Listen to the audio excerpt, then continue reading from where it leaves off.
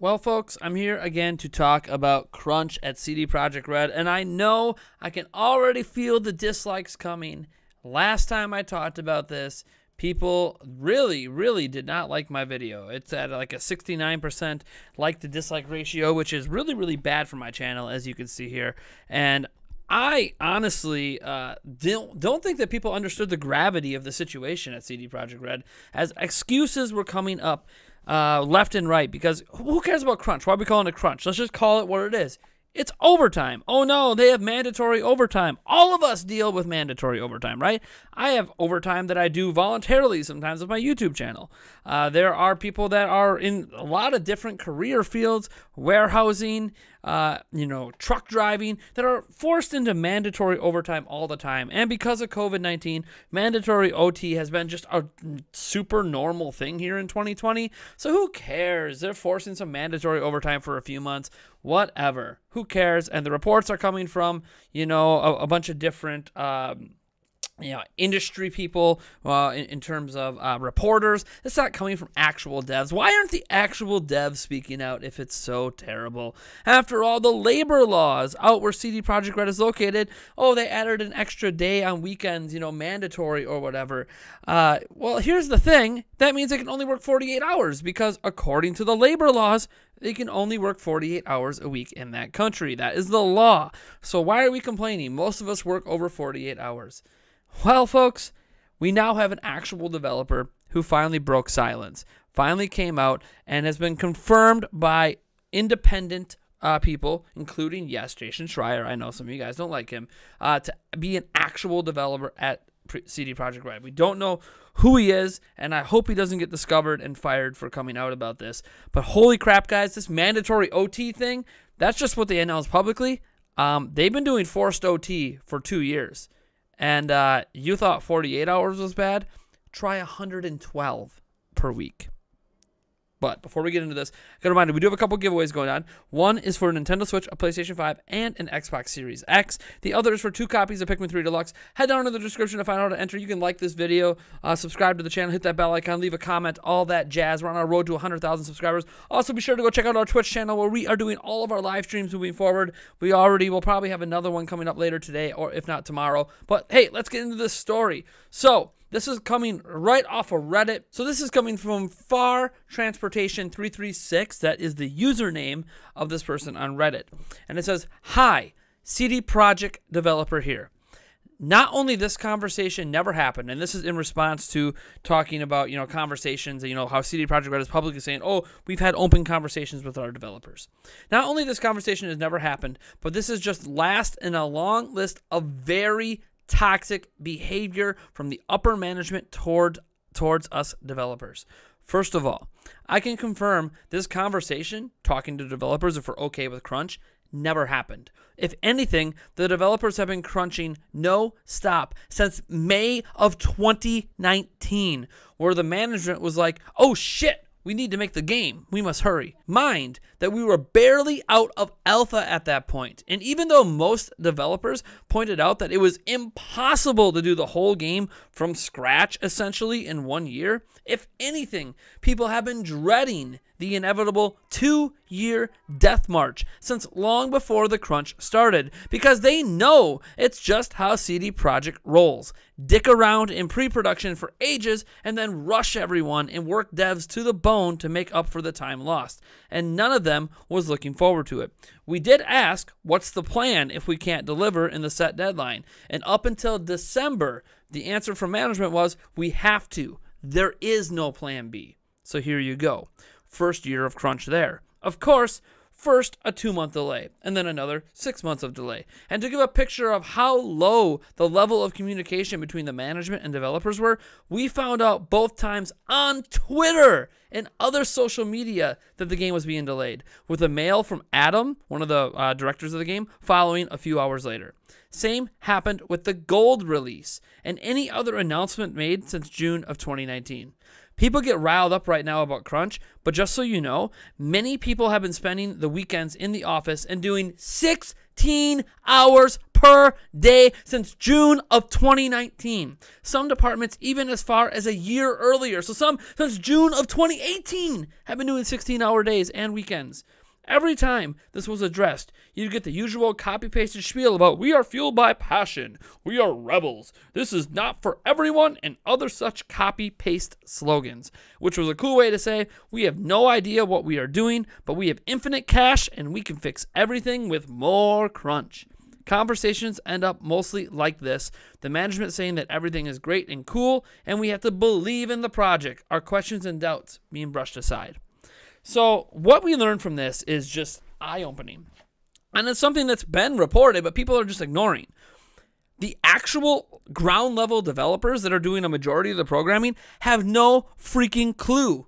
No clue what decisions are being made at the company. Because there is a hierarchy, right? You have your producers and your project leads, your developers, and then you have management, right? And from management to the actual developers, because the managers generally aren't the ones doing the actual development. They're the ones overseeing other people doing the development, are the ones that are approving things. Like, oh yeah, we're good with a delay. Oh yeah, crunch, that's cool. Without even talking to their own employees that they're managing. They make these decisions without talking to the actual people on the ground level making the game. Think about this. We learn that some people have been working all weekends and 16-hour days since June of 2018, with all developers doing it since June of 2019. Think about what we learn here. Oh, but they just recently announced mandatory crunch. They've been doing mandatory crunch for 2 years. They just didn't announce it publicly. When they talked last year to Jason Schreier and others and said, we are not going to have crunch with this game, ironically, they were already having crunch. They were already doing 16-hour days. And they just hoped that not a single developer would speak up because nobody wants to lose their job. And yes, it's true. CD Projekt Red does reportedly, according to developers, compensate very, very well for this extra time that you're working. For this more than 2 times. I mean, we're not even talking double time. It's more than that because they're working weekends. The developers have not had a day off while working at CD Projekt Red since June of 2019. They haven't had 1 day off. 1 day. Not even 1 day. Not holidays, nothing. They haven't had a single day off. 16-hour work days. I'm sorry, folks. If you're going to sit here and tell me this is okay because all of us work overtime, no. 116 hours, 0 days off for 2 to 3 years is unacceptable. I don't care what profession it is. I'm sorry. I can't sit here and take this anymore. The bullshit, the excuses people make. Oh, it's not CD Projekt Red's fault. It has to do with the investors and them doing all these forced timelines and this. Bullshit. This person just said that CD Projekt Red does this with every single game. The Witcher 1, Witcher 2, Witcher 3. They do this every single time. And people ignore these stories every single time because they think it's just, oh, people are just complaining. Look how good they have it. Because they dick around in pre-production. They could have got more work done in pre-production, but that's not how CD Projekt Red rolls. CD Projekt Red wastes a ton of developer time, actual regular working time, dicking around instead of properly managing the productions of their game, and then they force 90% of the actual making of the game to happen in the final 2 years. This game has been in development for, I believe, 6 years now. They've been working on it for 6 years. 4 of those years, they barely got anything done. They dicked around. And then they make up for it on the back end by forcing 112-hour work weeks. This is insane, guys. I'm sorry, you can't be okay with this. I don't care how much OT you work at your job. I don't care if you push 80-hour weeks at your job, right? You're working 16-hour days, right? I don't care. You haven't had a day off in 3 years. I don't give a shit. You ain't working 112 hours. If you are someone out there that's working 112 plus hours without a single day off for 2 years, go ahead and tell me I'm overreacting. And yes, there's going to be some developers that don't care about this. They don't care that their life is literally just work. Literally, it's work and sleep. Work and sleep. I mean, yeah, they have some food in there somewhere. It's work and sleep. There is, like, why do you think a public email went out, like a private email that leaked anyways, apologizing to developers, knowing that CD Projekt Red telling developers, we're sorry you haven't been able to spend any time with your family. Any time. This was sent out summer. This was sent out last summer. A private email leaked out from a developer showing that CD Projekt Red's management was apologizing to their employees for not getting to spend any time with their family. We're not just talking about, oh, you know, you can't take vacations, or, oh, you can't do this, or, oh, you had to miss your son's birthday game. You couldn't see your family. Imagine for 2 years, if you are married and have a child, you can't see your family. Because you need to be dedicated to the game, because we're fueled by passion, because we are rebels, and this job isn't for everyone. This is the crap we're talking about. So when I brought up this initial story, and everyone was trying to make excuses for CD Projekt Red, look at the labor laws, look at the labor law. Oh, it's just one extra day on the weekend. Look at the labor laws. They can't work more than 48 hours. Why are we bitching about overtime? This is insane. This is unhealthy, mentally unhealthy, physically. This is not what people sign up for. And I got to give credit to Corey Bohm, one of our regulars. He's a developer of sorts, doesn't make video games, but he into programming and all that, right? I've had many conversations with him about workplace environment stuff privately. He responded to my tweet about this, and he said the big takeaway is that so many young kids, a lot of you guys out there, young kids dream of making a career in video games, being a video game developer, you know, an art designer, etc. And they know they can burn through people that are dreaming about this at crazy rates, as the next group is already lined up to take their place. So don't conform on overtime and crunch.